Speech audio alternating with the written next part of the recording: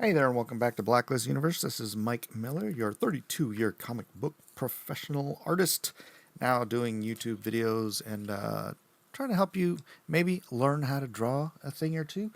Today we're doing Wicked. We're doing the titular character from Wicked, Elphaba, if I'm pronouncing that correctly. They originally cast Idina Menzel, who you guys who are not Broadway go. I'm not a Broadway musical guy goer anyway. I mean, I like some stuff, but that's beside the point. But you might recognize her from Let It Go. She is the singer who does Elsa's music from the movie Frozen's. Pretty popular actress, singer. She made this a smash hit, enough so that they redesigned it for the Hollywood audience, and of course they recast her as someone who looks nothing like her. Probably can't sing as well as her, but I haven't seen the movie yet. My whole family's out there watching it right now.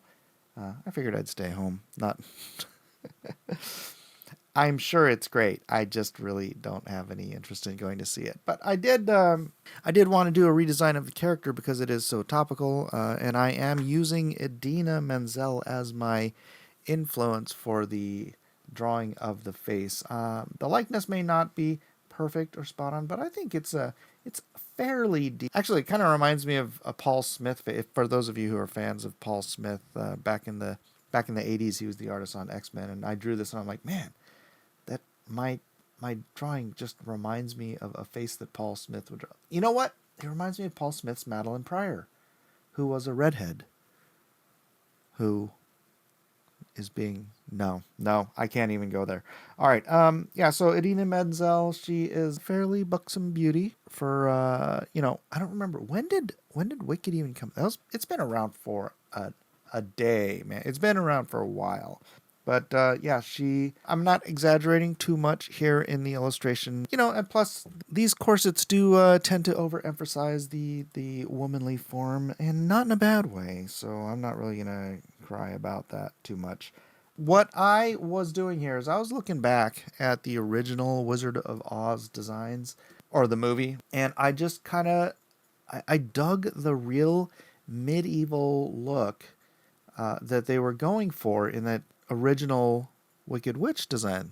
And it's like it had the slash puffy sleeves, it had the puffy sleeves and the tight sleeves. You know how it kind of intermittently goes from tight to puffy to tight, and then the corset, and then in the original design it even had the flappy belt stuff. I went away from that in the skirt area. I did want to do the puffy sleeves. I maintained that. Obviously, I opened up the chest a little bit because I wanted to dive into the medieval design rather than sort of, they took medieval elements. I wanted it to be like more medieval, and medieval female clothing generally did overemphasize the buxom nature of the young ladies, and that's what the corsets were for. That's what the dresses, they did this. This was just fairly typical. If you're not, not if you're out there milking a cow, but if you're going to the ball, should I say, then yes, it was definitely something. Or you're going to court, or you're dressing. The Wicked Witch's dress was not. She wasn't going to milk no cows. You know what I'm saying? She was dressed to the nines, although it was all black. So you might have missed some of the detail in the old footage, but if you look at the costume design online, you can check it out. It is pretty neatly designed and detailed. Maybe I went a little overboard doing all the filigree and whatnot on the actual corset, but I thought, it's a black design. You're going to lose a lot of this when I just drop black over everything, but I wanted it to be there. They didn't just wear plain black, and she's a witch. She's a high-standing character. She would have high-end wear, and obviously she's not dressing in a potato sack. From what I saw from the Wicked redesign, it was a little more, I don't know, muted maybe? I guess they were going for, dramatic or whatever, so you could I think it had a cape and stuff so that when you're swinging around on wires, it's like flapping around and doing all that stuff that makes it look dramatic in a theater. I figured, you know what? Let's just give her really long, beautiful, flowing hair and let the dress do the flapping. And I even, I know you're not watching it right now because I'm doing the broom, but But I gave her these sashes in her dress, so it's like the main dress, the split in the leg, just to give it a little tiny bit of sex appeal, and then the flaps. You'll see them when I pull out. It has these flaps that, again, yeah, it does allow.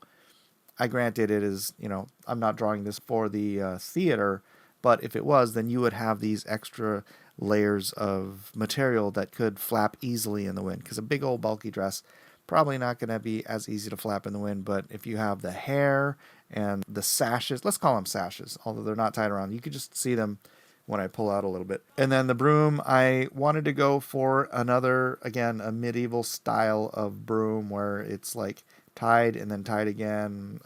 My mother-in-law used to collect some of these funky old brooms, and then I wanted to give it sort of a really, like, I don't want to say coarse, but just like organic branch of a handle, sort of like a wizard's staff, more like a wizard's staff than some broom with a nice clean handle. It's like real comfortable. And then this I kind of debated going back and forth on what kind of shoes would she wear, because she doesn't have the ruby slippers, and I know that's an MGM thing, so I don't remember what she had in the actual novel because I didn't read the novel, so obviously I wouldn't remember. But I know it wasn't ruby slippers. Ruby slippers was purely an MGM creation.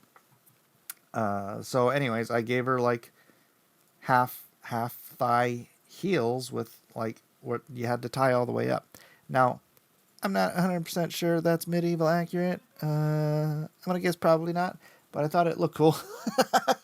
Artistic license, ladies and gentlemen. This is how we do artistic license. And here we are inking some of the sashes, or I guess I'll call them sashes, that I was talking about, how they're separate pieces of material that do drape and then can flow, and if you have her in action or even just standing there and I have them like whipped out as if like the wind is blowing them, right? It just adds a little bit more motion to the image that I'm creating.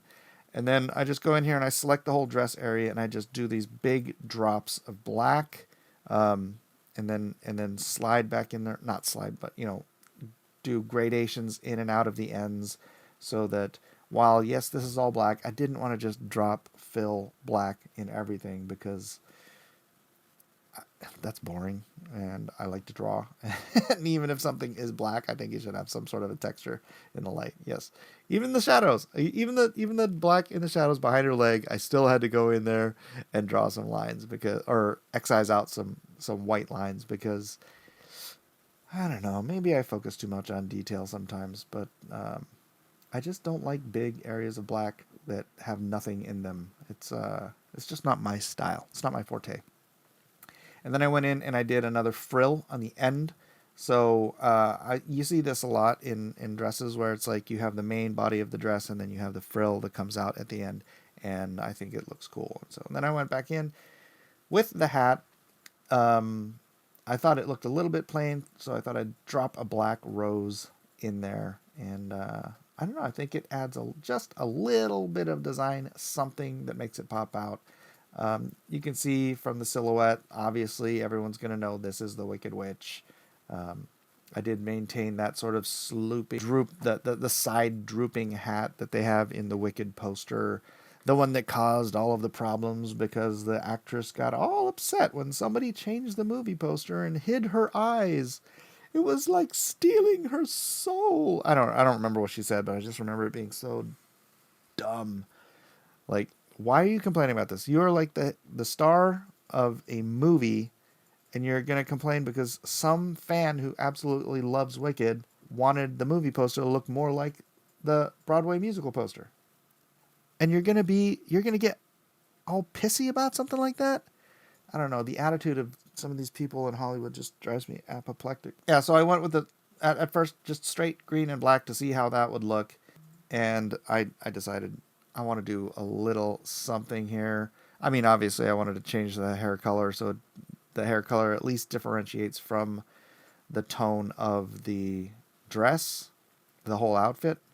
And obviously the broom couldn't be black either, so that's got to be more naturalistic. But then I went in here and I colored up some of the filigree and the design work. I don't know what you call that, ribbing? Not ribbing. That's probably the wrong word.